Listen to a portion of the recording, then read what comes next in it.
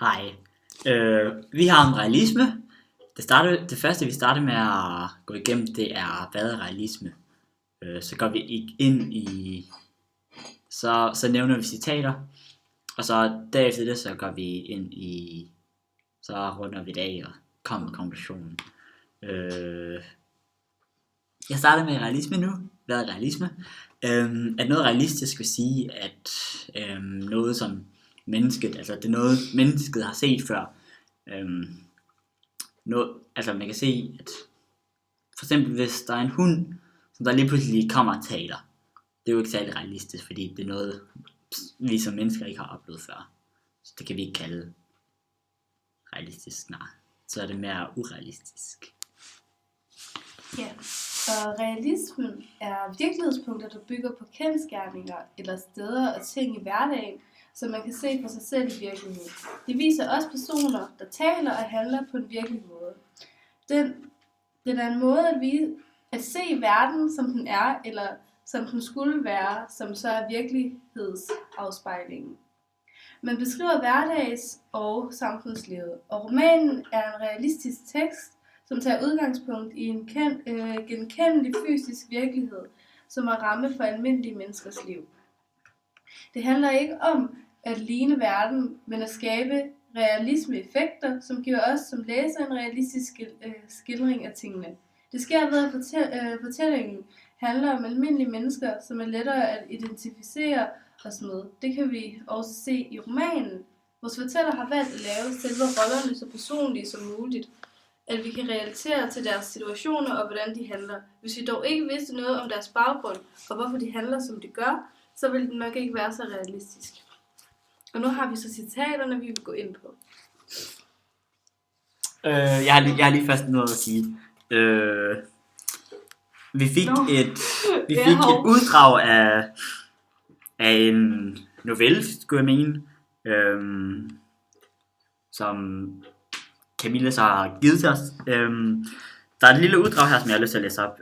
Kig op, siger Sofus, og jager saksen ind i hendes højre øje og skærer hornhinden ud. Du har problemer med dit syn, siger han. Du skal have briller.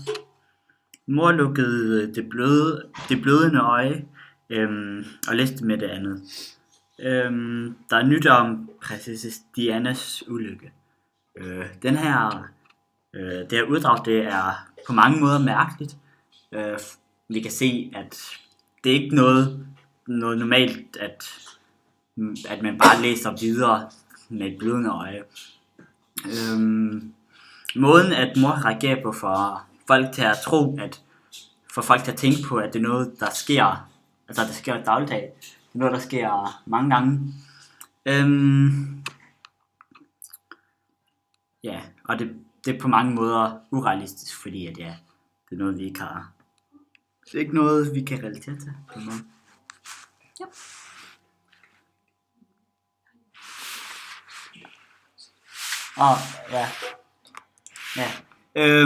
Man kan heller ikke vide helt præcis om, man ved ikke helt præcis om, at det er en ulykke, eller om det er en drøm, om der er en, der drømmer det, eller om det rent faktisk er virkelighed, fordi at det får vi ikke rigtig informeret. Det kan sagtens være, at det er en drøm. Yep. Så har vi så citaterne. Det første citat, vi har, er på side 101, linje 1-3. Og det er så her, hvor der står: Johan Jacobsen boede i en anden dels lejlighed på Vesterbrogade, skråt over for teateret ved Sorte Hest og Hedengangen i det japanske musikmuseum. Og det er så realistisk, fordi Vesterbrogade er en rigtig gade, og samtidig bliver det beskrevet, hvad der er ved siden af, som gør det meget realistisk og ægte, så man kan forestille sig, at det virkelig er et sted i virkeligheden. Man kan se det for sig. Yep. Så har vi et citat på side 152, linje 15. Den prikkede på computerens mellemtast og et foto tonet frem på skærmen. Det er jo noget, som altså forfatteren han var klart meget detaljeret på en måde. Hvor man siger, at han tastede på mellemtast, og så kom der et foto, der tog den frem, og det er også meget realistisk, fordi Det er noget, som der rent faktisk sker, når man ofte trykker på et mellemrumstasten. Okay, det næste er så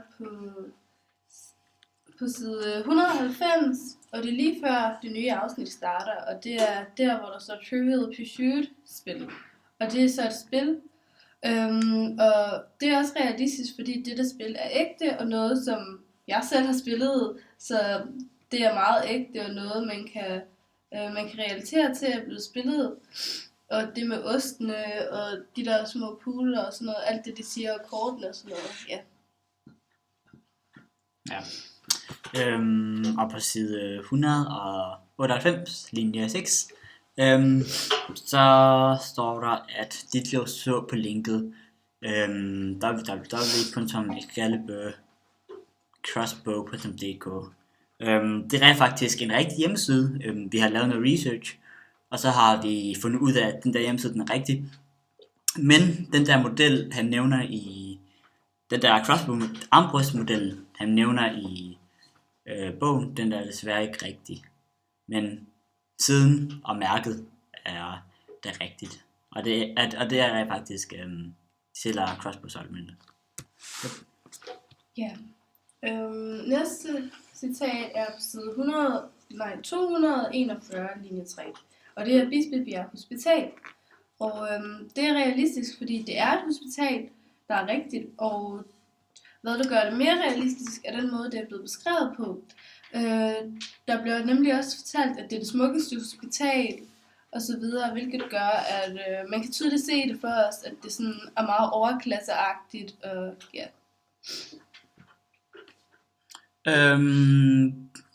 Fra 154 til 161, så er en dialog mellem Karl og Mester Tørresen, hvor de har en meget voldsom dialog. Hvor de har en voldsom dialog, hvor Karl han prøver på at manipulere med Tørrelsen med at stille ham alle mulige irrelevante spørgsmål for at få et bånd med ham. Og derefter så kan han prøve på at malke ham for hans oplysninger. Det er jo meget realistisk, fordi at man tænker på ham der Mr. Tørrelsen ikke som en fiktionel karakter, men rent faktisk som en karakter, som der rent faktisk har menneskelige træk, som man rent faktisk kan snyde på en måde. Ja. Okay. Næste citater er nogle, der er lidt sammenhængende.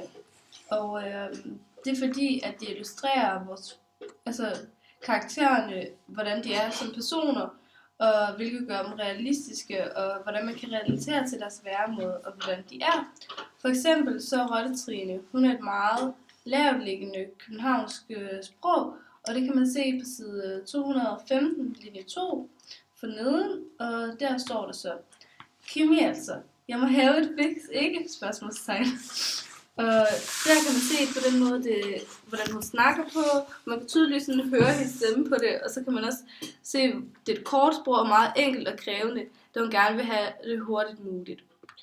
Og det næste citat, som er sammenhængende til det, er på side 40, linje 11, og det er så igen, Rotte-Trine, hvor hun siger, for fanden, Åse Kimi, nu må jeg i Aldi og købe en bajer mere, ikke? Spørgsmålstegn. Og man kan se, at Rotte-Trine er fra en underklasse, da hun siger, at hun ville købe bajer fra Aldi, hvorimod, hvis det var fra en overklasse, ville de nok foretrække en dyr vin for flere 100 kroner. Yep.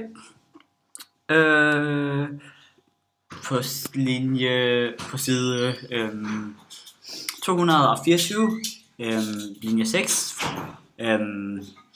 så står der noget om Rødvig Gymnasie, og vi har Rødøvre Gymnasie, og det har vi lavet noget research på, og det er så et rigtigt gymnasie, som det findes i virkeligheden, og det er selvfølgelig også realistisk, fordi det er i den virkelige verden. Ja.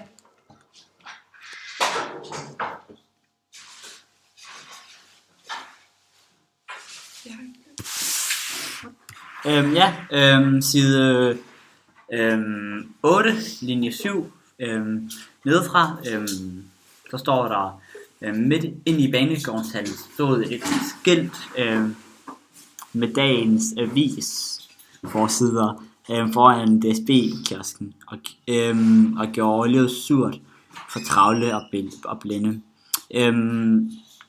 Vi har fundet ud af, at DSB-kiosken, den kan vi tale om lige nu, den er faktisk blevet erstattet med 7-Eleven. Ja. Det var så vores citater. Nu er det til vores konklusion. Vi kan konkludere, at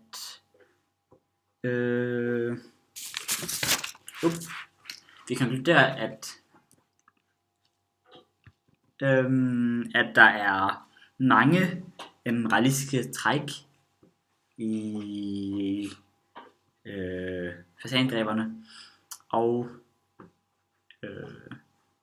realismen spejler sig og gengiver virkeligheden. Det benyttes til at genkende den verden, vi lever i. Det kan man også se i fasandræberne. De giver mange beskrivelser af København, som indeholder realistisk træk. Ja, fordi det repræsenterer ting, som der er i virkeligheden.